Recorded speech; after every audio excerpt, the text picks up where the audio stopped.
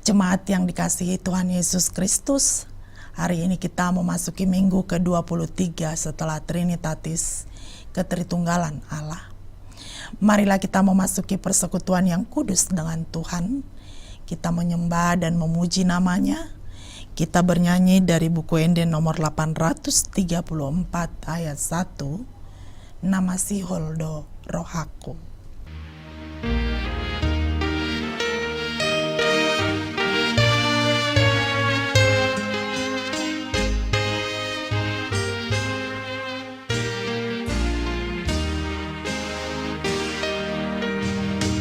Nama si Holdo Rohaku tunasonagi, tuhinganangi Tuhan baik.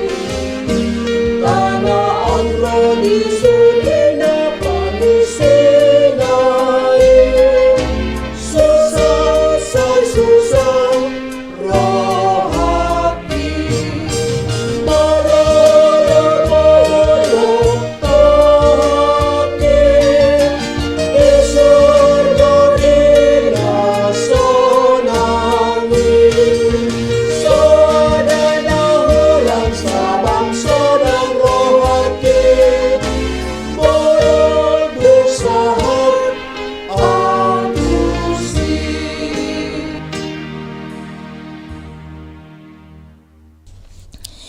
Di dalam nama Allah Bapa dan anaknya Tuhan Yesus Kristus dan nama Roh Kudus yang menciptakan langit dan bumi. Amin. Semua yang hidup adalah seperti rumput, dan segala kemuliaan seperti bunga rumput. Rumput menjadi kering dan bunga gugur, tetapi firman Tuhan tetap untuk selama-lamanya. Hendaklah engkau setia sampai mati, dan aku akan mengaruniakan kepadamu mahkota kehidupan. Haleluya.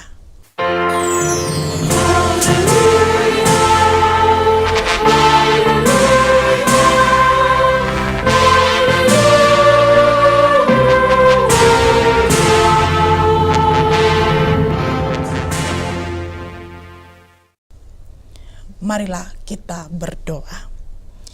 Ya Yesus Kristus, Tuhan dari orang yang hidup dan yang mati, hidup atau mati kami adalah milik-Mu. Walaupun kami berjalan di bawah lembah kekelaman, kami tidak gentar karena Engkau menyertai kami. Maut atau kubur tidak dapat lagi menahan kami, karena Engkaulah Tuhan yang menyelamatkan kami. Kini kami datang memohon kepadamu. Kami menyerahkan roh dan tubuh kami, karena hidup ataupun mati, Engkaulah yang empunya kami. Tuntun dan tolonglah kami dengan pengorbanan-Mu, supaya kami memperoleh hidup yang kekal. Amin. Kita bernyanyi dari buku Ende nomor 544 ayat 3, Moloro Panjoni Tuhan.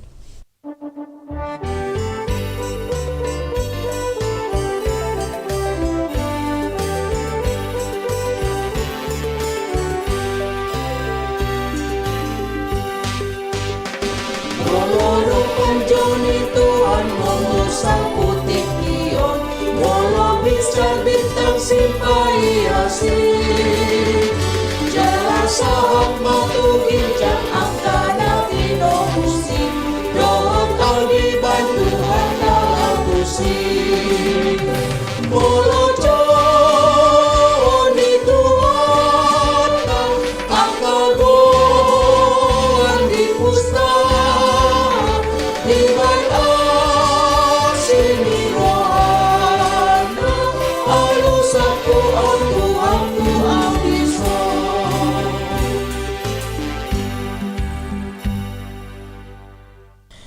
Dengarkanlah hukum Tuhan pada minggu ini, yakni Kompesi HKBP 1996 pasal 15 tentang peringatan akan orang yang meninggal.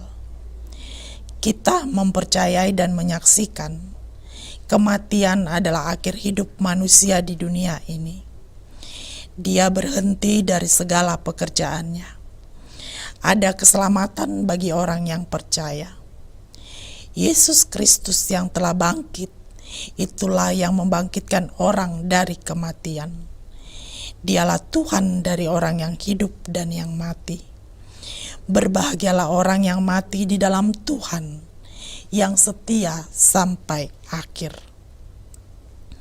Gereja menyelenggarakan peringatan bagi orang yang meninggal untuk menyadarkan iman kita, supaya kita mengingat akhir hidup kita sendiri, serta meneguhkan pengharapan akan kemenangan Kristus mengalahkan kematian. Demikian juga pengharapan akan kerajaan sorga sebagai tujuan jiwa roh kita dan persekutuan orang percaya dengan Tuhan Allah sehingga kedatangan Yesus yang kedua kali. Dengan ajaran ini, kita menekankan pengharapan keselamatan manusia dari antara orang yang mati di dalam Yesus Kristus. Kita menentang pandangan yang mengatakan bahwa orang yang hidup dapat menerima berkat dari orang yang mati. Kita menentang pandangan yang mengatakan bahwa orang yang mati dapat berhubungan dengan orang yang hidup dengan mendoakan arwah-arwah. Dengan ajaran ini, kita menolak semua bentuk ajaran kekafiran, terutama ajaran tentang roh yang mengatakan roh orang yang meninggal itu hidup, dan roh orang yang meninggal itu menjadi hantu dan roh leluhur. Pada waktu peringatan orang yang meninggal, baiklah kita mengingat untuk mengucap syukur kepada Allah akan segala perbuatannya yang baik pada waktu masih hidup, tetapi tidak memohon berkat dan tanda kesurupan dari orang yang telah meninggal. Demikianlah firman Tuhan, marilah kita memohon kekuatan dari Tuhan. Ya Tuhan Allah, kuatkanlah kami melakukan yang sesuai dengan hukum-Mu. Amin. Kita bernyanyi dari buku Ende nomor 528 ayat 1, Tu diaho dung mateho.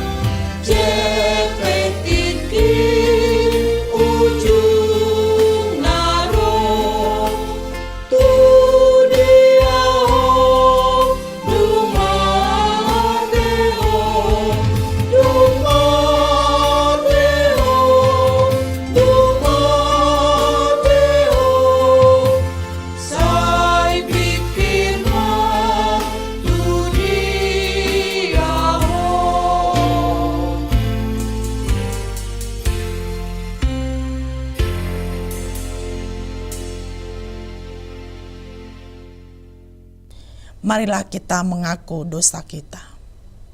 Ya Tuhan Bapa yang Maha Pengasih, kami berkumpul bersama-sama berdoa padamu, bukan karena kebenaran kami, melainkan hanyalah karena belas kasih-Mu yang besar. Kasihanilah dan ampunilah segala dosa dan kesalahan kami.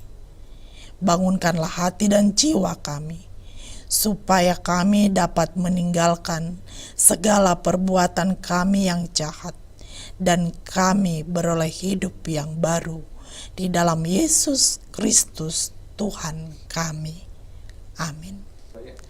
Janji Tuhan tentang pengampunan dosa kita. Karena semua orang telah berbuat dosa dan telah kehilangan kemuliaan Allah, dan oleh karena kasih karunia telah dibenarkan dengan cuma-cuma, karena penebusan dalam Yesus Kristus Yesus. Kristus Yesus telah ditentukan Allah menjadi jalan perdamaian karena iman dalam darah-Nya. Kemuliaan bagi Allah di tempat yang maha tinggi. Amin. Kita bernyanyi dari buku Ende nomor 354 ayat 1, Setong Maima Imado.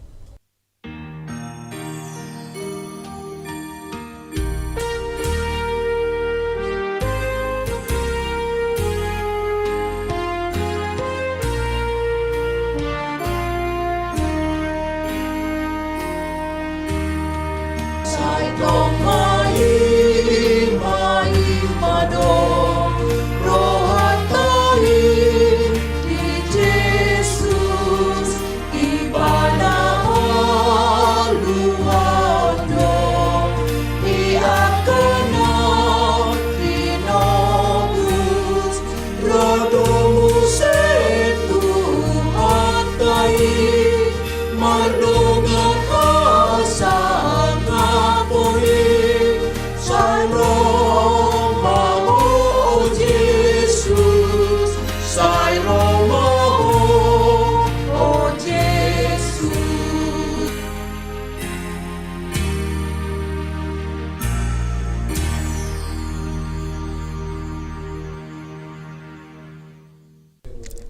Firman Tuhan yang ditetapkan menjadi epistel pada minggu ini tertulis dalam Sepanya pasal 1 ayat 1 sampai 7. Firman Tuhan yang datang kepada Sepanya bin Kusi, bin Gedalia, bin Amaria, bin Hizkia dalam zaman Yosia bin Amon, Raja Yehuda, penghukuman pada hari Tuhan. Aku akan menyapu bersih segala-galanya dari atas muka bumi. Demikianlah firman Tuhan. Aku akan menyapu manusia dan hewan. Aku akan menyapu burung-burung di udara dan ikan-ikan di laut. Aku akan merebahkan orang-orang fasik dan akan melenyapkan manusia dari atas muka bumi. Demikianlah firman Tuhan. Aku akan mengacungkan tanganku terhadap Yehuda dan terhadap segenap penduduk Yerusalem. Aku akan melenyapkan dari tempat ini sisa-sisa Baal dan nama para imam berhala. Juga mereka yang sujud menyembah di atas soto kepada tentara langit, dan mereka yang menyembah dengan bersumpah setia kepada Tuhan, namun di samping itu bersumpah demi dewa Milkom. Serta mereka yang berbalik daripada Tuhan, yang tidak mencari Tuhan dan tidak menanyakan petunjuknya. Berdiam dirilah di hadapan Tuhan Allah, sebab hari Tuhan sudah dekat. Sungguh Tuhan telah menyediakan perjamuan korban dan telah menguduskan para undangannya. Berbahagialah orang yang mendengar firman Allah serta memeliharanya. Amin. Kita bernyanyi dari buku Ende nomor 504 ayat 1, Ditogo Tuhan Yesus au.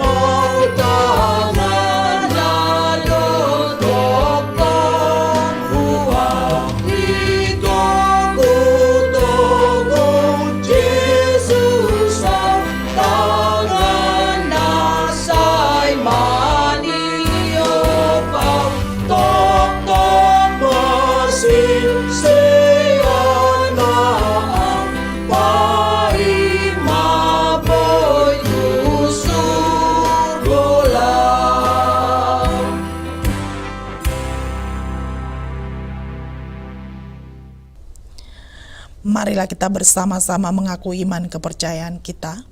Sebagaimana teman-teman seiman di seluruh dunia, kita bersama-sama mengucapkannya. Aku percaya kepada Allah, Bapa yang Maha Kuasa, Khalik langit dan bumi. Aku percaya kepada Yesus Kristus, Anaknya yang tunggal Tuhan kita, yang dikandung daripada Roh Kudus, lahir dari anak darah Maria, yang menderita sengsara di bawah pemerintahan Pontius Pilatus, disalibkan, mati dan dikuburkan, yang turun ke dalam kerajaan maut, pada hari yang ketiga bangkit pula dari antara orang mati, naik ke surga, duduk di sebelah kanan Allah, Bapa yang Maha Kuasa. Dari sana akan datang kelak untuk menghakimi orang yang hidup dan yang mati. Aku percaya kepada Roh Kudus dan adanya satu gereja yang kudus dan am, persekutuan orang kudus, pengampunan dosa, kebangkitan daging, dan hidup yang kekal. Amin. Kita bernyanyi dari buku ND nomor 832 ayat 1 Pitu Nasa Sadai sambil mengumpulkan persembahan 1A dan 1B dan mempersiapkan hati kita untuk mendengarkan kebenaran firman Tuhan.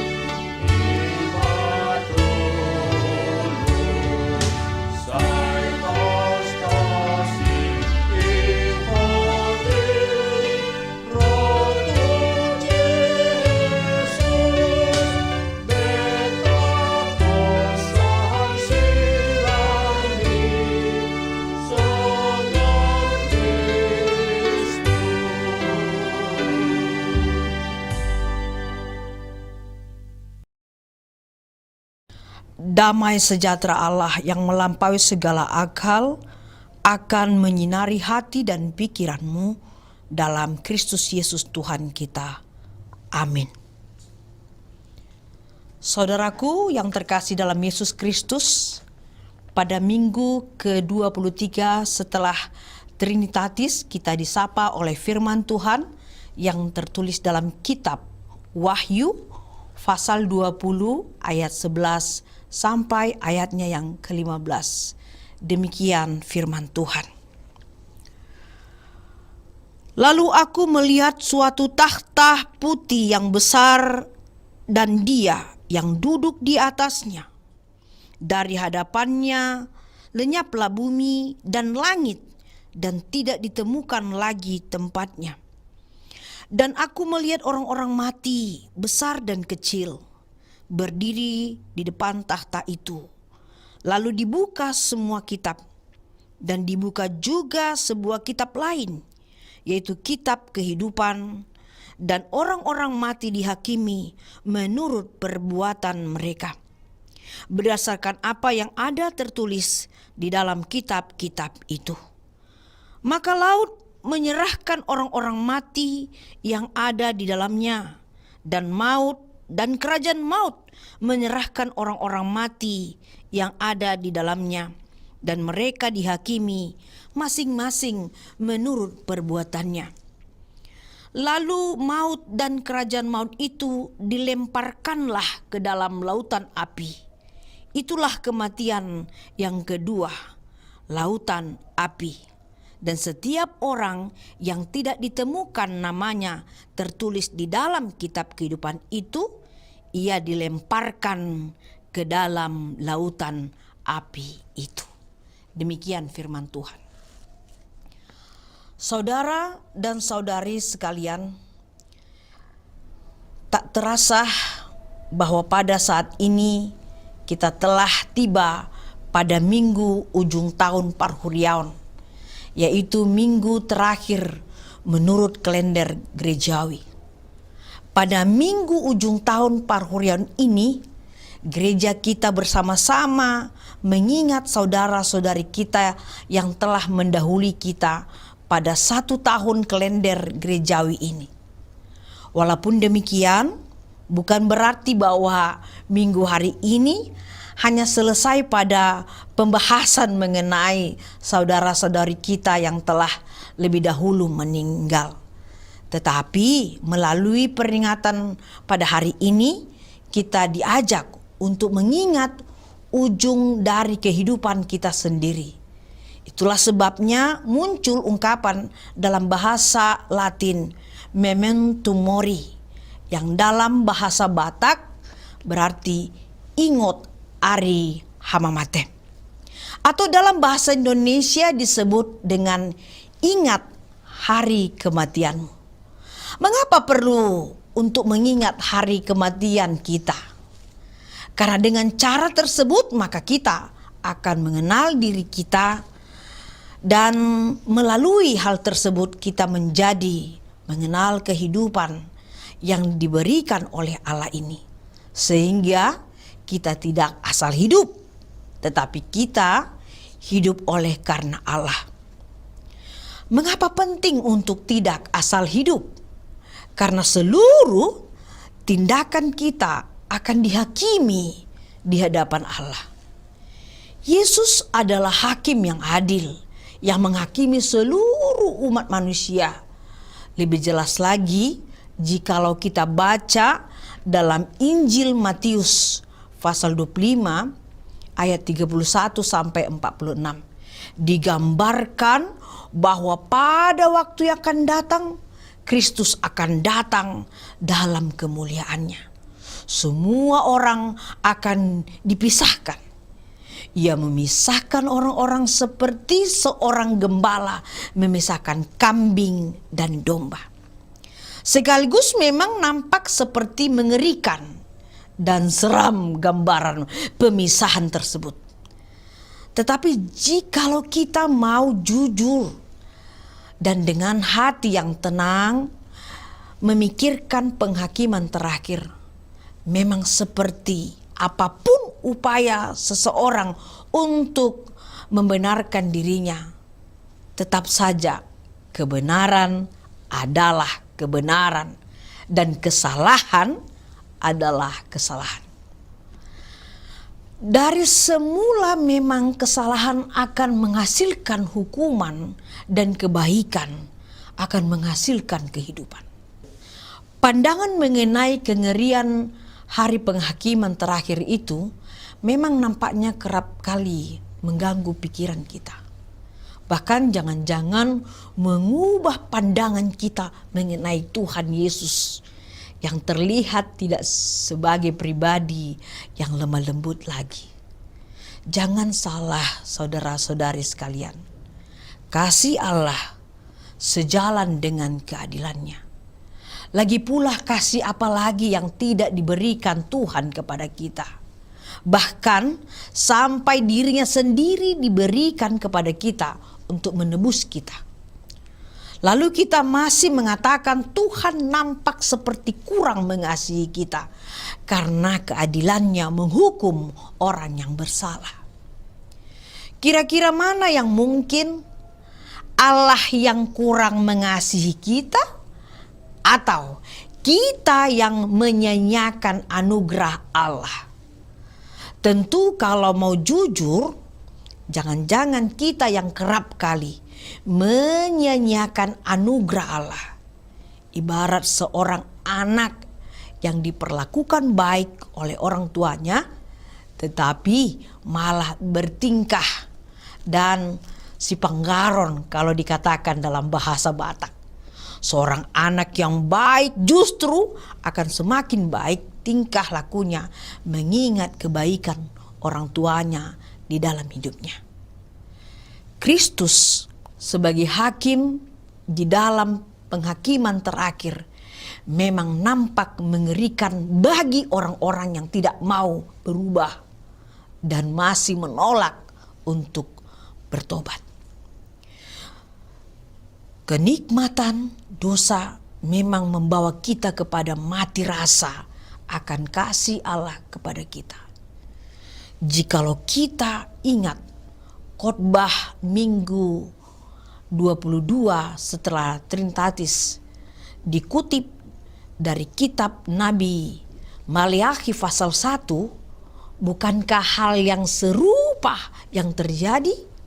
Allah telah mengasihi bangsa Israel, tetapi jawaban bangsa Israel justru dengan cara, bagaimanakah engkau mengasihi kami? Sudah dikasihi, tetapi masih saja bebal. Saudara-saudari sekalian, Kristus sebagai hakim dalam penghakiman terakhir justru merupakan penghiburan bagi kita orang percaya. Mari kita ingat, jikalau kita butuh keadilan dan sudah mentok, mediasi sudah gagal, jalan kekeluargaan sudah tidak dapat ditempuh, mari kita akan pergi ke pengadilan dan hakimlah yang akan memutuskan perkara. Artinya ada jalan keluar. Penghakiman terakhir tidak hanya berbicara mengenai hari kiamat, apalagi seperti yang ditayangkan dalam film-film bergenre bencana alam.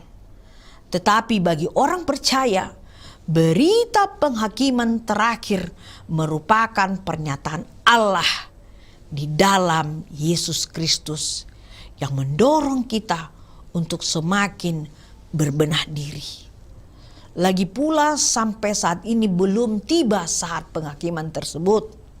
Berarti kita masih memiliki kesempatan untuk bertobat sampai pada waktu penghakiman kita yang kita tidak tahu kapan masanya. Tetapi bukan waktu yang penting, melainkan segeralah berbenah diri. Sekarang juga. Jangan tunda-tunda. Dengan cara apakah kita berbenah diri? Jika kita ingat epistel kita pada hari ini, yaitu dari kitab Nabi Zefanya, maka kita diajak untuk berdiam diri di hadapan Tuhan Allah. Artinya, tetap berada di dalam dan bersama Allah dalam setiap laku. Jangan asal hidup. Hiduplah dalam Allah. Bukti seorang percaya masih hidup bukan hanya bernafas. Sebab jikalau bernapas menjadi patokan utama kita sebagai bukti bahwa kita hidup, maka apa bedanya kita dengan kompresor tambal ban yang ada juga nafasnya, ada juga anginnya. Tetapi bukti dari seorang percaya masih hidup adalah jikalau dia selalu menjadi berkat bagi orang lain. Amin. Mari kita berdoa. Bapa yang baik, terima kasih firman Tuhan yang kami terima pada minggu yang berbahagia ini. Kami percaya firman-Mu akan bekerja dan akan mengubah cara pandang pemahaman kami untuk mengenal Engkau. Tuhan, kami juga memasrahkan hidup kami ke Tangan-Mu. Biar Tuhan yang selalu mengubah kami, mengatur langkah hidup kami.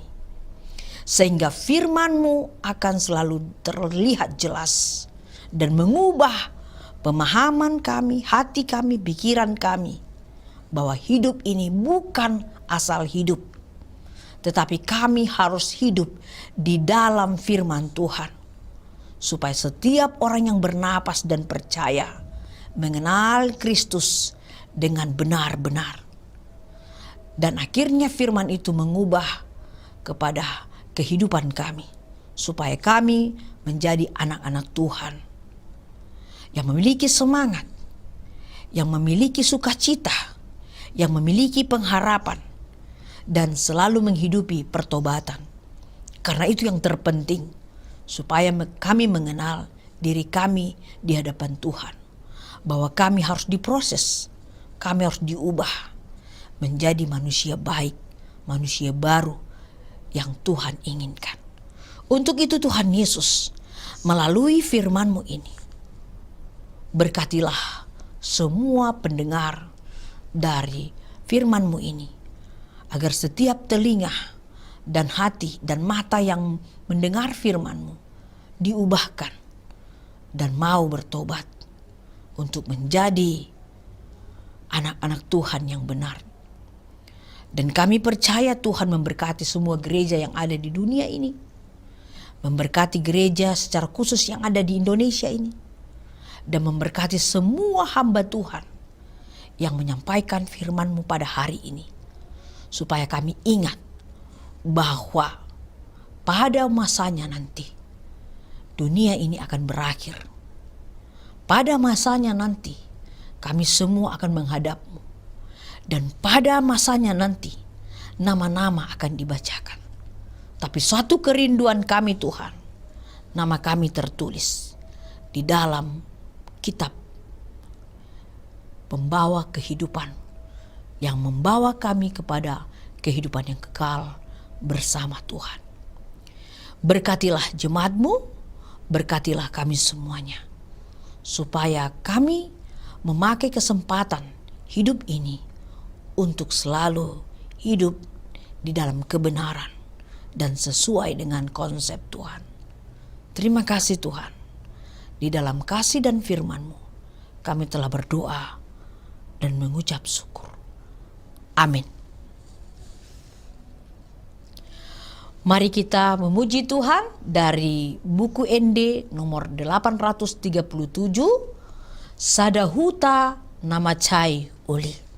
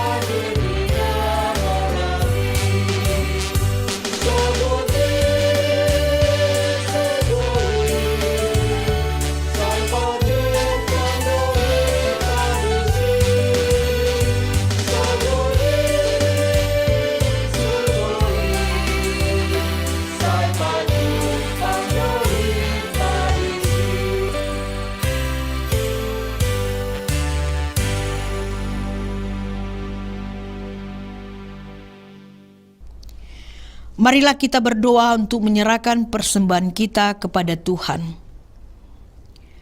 Ya Allah Bapa kami yang di sorga, kami mengaku bahwa Tuhan adalah sumber dari segala karunia yang melimpah dalam kehidupan kami masing-masing.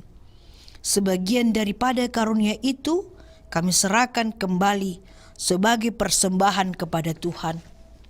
Terimalah dan berkatilah persembahan umat-Mu ini, agar dapat kami pergunakan untuk pekerjaan dan pelayanan kerajaan Tuhan di dunia ini. Bukalah hati kami untuk mengenal betapa banyak berkat dan karunia yang kami peroleh dari Tuhan, supaya kami senantiasa bersyukur kepadamu. Di dalam nama Yesus Kristus Tuhan kami. Amin.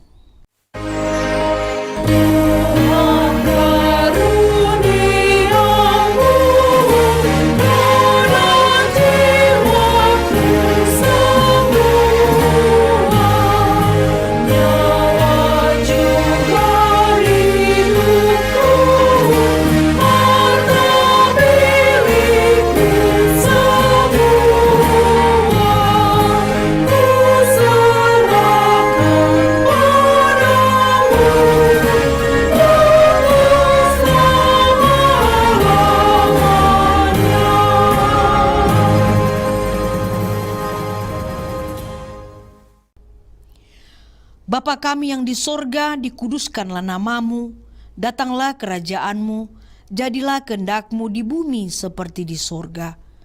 Berikanlah kami pada hari ini makanan kami yang secukupnya, dan ampunilah kami akan kesalahan kami, seperti kami juga telah mengampuni orang yang bersalah kepada kami.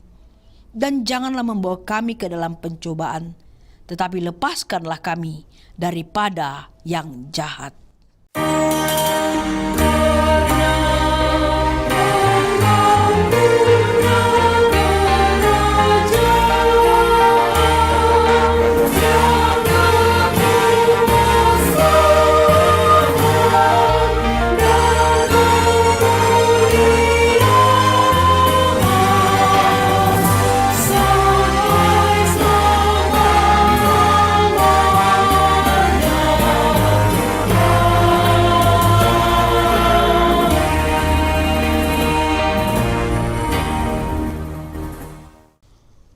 Tuhan memberkati engkau dan melindungi engkau.